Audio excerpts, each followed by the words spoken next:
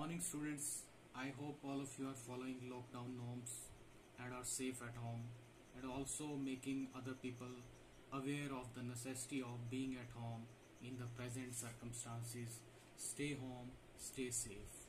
Today's topic of discussion is containerization. This topic is exclusively covered in export-import procedure and documentation. Today we are going to cover the introduction of containerization, process of containerization, container standards, types of containers, International Air Transport Association, process of containerization, precautions while using containers, advantages of containers, Concor, an introduction, and homework. Let us start. Containerization. Containerization is the practice of carrying goods in containers of uniform shape and size of shipping. Containers are the facilitators of intermodal transportation, that is, movement of goods from one mode to another mode.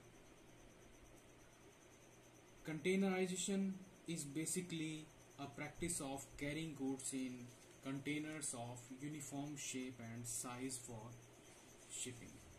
Almost anything can be stored in a container, but they are particularly useful for the transport of manufactured goods. It is a method of distribution of goods using containers. The use of containers has indeed facilitated carriage of goods. Exporters need not go to the seaport for export of goods. Instead, the goods can be sent to inland containers depot or freight station for sending goods to the destination.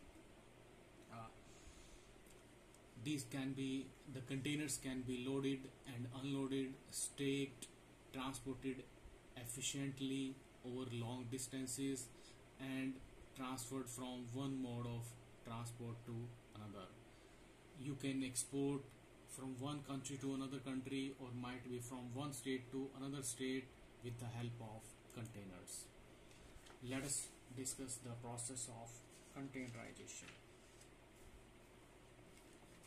The first step is packing containers at a place of production rather than quayside. Second step is moving containers to the port by lorry or rail. Third step is using quayside cranes to lift the containers onto and off the ship. There are many types of containers: 20-foot equivalent containers, which are called TEU, 40-foot equivalent containers, which are called FEU. Basically, the containers having the size of 20 foot is called TEU. The containers having the size of 40 foot, that is called FEU. The containers could be 45 foot, the containers could be 48 foot, containers could be 53 foot, but max of our businesses is conducted through TEU and FEU. These are two very important terminologies. When we talk about a shipping company, when we say that the particular ship is having the capacity of 10,000 TEU, then we could say that the ship could carry the 10,000. Earlier I talked about 10,000. Suppose the ship is having the capacity of 10,000 TEU. It means that ship could carry 10,000 containers of 20 foot. If ship is having the capacity of 10,000 FEU, then we could say that the ship could carry 10,000 40-foot equivalent units. These two TEU and FEU are very important terminologies. Let's discuss the types of containers. These are general purpose containers. Maximum business is conducted with the help of 20 foot or 40 foot. This is flat rack container, right? You could see here.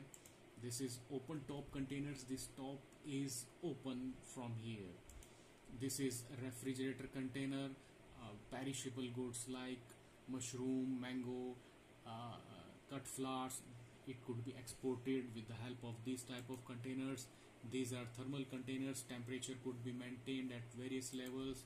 These are tank containers which could carry liquid, detergents, chemicals, etc. These are car containers. You could see here, these type of containers are helpful in carrying the cars. These are some special purposes containers. You could see the sizes are different one from 20 foot or 40 foot. These are ventilated. You could see here ventilators, right? Whenever suppose the Prime Minister of Sri Lanka is going to gift elephant to our Prime Minister or any animal to our Prime Minister, then it could be carried through ventilated containers. These are hanger containers. Suppose if you want to send some garments in a fashion fair in Paris, then these type of containers are used. These are air freight containers. These are called ULD, unit load devices. These are very light in weight, made of aluminium and thermoplastic. Why these are light? Because these are carried by airlines, right? And it is having some different one size. It is 11.52 meter cube. So whenever the containers are carried through airlines, then it is called ULD, unit load devices. This is an organization, International Air Transport Association, which was founded in 1945. The basic purpose of this association is to publish regulations which are very much helpful in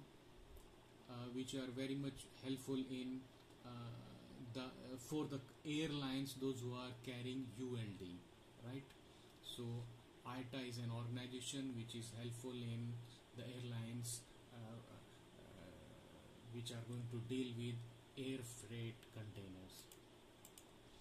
Next is the container loading. Whenever exporter is going to load the full container, then it is called full container load. Whenever the exporter is going to have some space in a particular container, or many exporters are having spaces in a particular container, or share on the sharing basis, then it is called less than container load. Break bulk shipping is used to ship oversized cargo like large machinery, boats, steel, etc. These are called break bulk shipping. Special order has to be given for this type of shipment. Then the procedure for excise and custom clearance in respect of containers. Number one is the requisition of containers. It's a very important step. Here the exporter's agent, he basically seeks permission of the custom authorities to remove the empty container from the port to the exporter's premises. Second step is verification of goods by excise authorities and sale. It's very important one. The central excise officers examine the goods with reference to export invoice, etc., and permit the exporters to load their goods. After loading is completed, the containers are sealed with the central excise seal. This is the very important step in the procedure for excise and custom clearance in respect of containers. Then is third step is custom clearance. Here the custom officers may verify the seal and allow export if the central excise seal is found intact without further examination of the goods. Next is precautions to be taken while using containers. Basically there should be no hole before packing, and the locking of the doors of the containers must be intact, and containers are waterproof. We have to remember this concept, and the container must be dry from inside.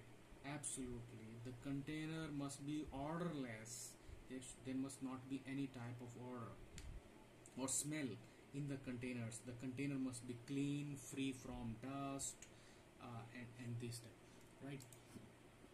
Then advantages of using containers. It is very much clear that risk of damage is reduced, then packaging cost is reduced, it carries a better image of exporter. In nutshell, you could export import your goods in a very good manner. Then in India, we are going to have a Container Corporation of India, which is going to handle the maximum containers which the Indian exporters, importers are using in international trade. At present, 41 EXIM terminals this company is going to have, with another 13 in the pipeline. Contain, right? The core business of container is carrier, terminal operator. It works as a terminal operator, it works as a warehouse operator. These are some key ports and inland container depots in India. This it tells about the rail linked ICDs, then road linked ICDs, railroad connected ICDs, minor ports, major ports. And this is a homework given to you people. You have to Google and you have to go to the MV Maersk Line. It is basically a shipping company. It carries 1000 TEU. In early slides I told that what is the meaning of 1000 TEU. It is a Denmark based company. It has the largest container ship. This is the length and width given here. You have to go through the website and you have to find out the information given over there. Then you have to Google the Rena oil spill. This was the biggest tragedy which happened at the coast of Tauranga in New Zealand, and find the reasons of aground. Aground is a terminology which is used while lying on or touching the ground under shallow water. Whenever a ship fall in shallow water, then we are going to use a ground term. And here the loss, you have to see the pictures on Google, why the containers fell down in the sea, and huge losses because of that one. You please go through the homework assignments. Thank you very much.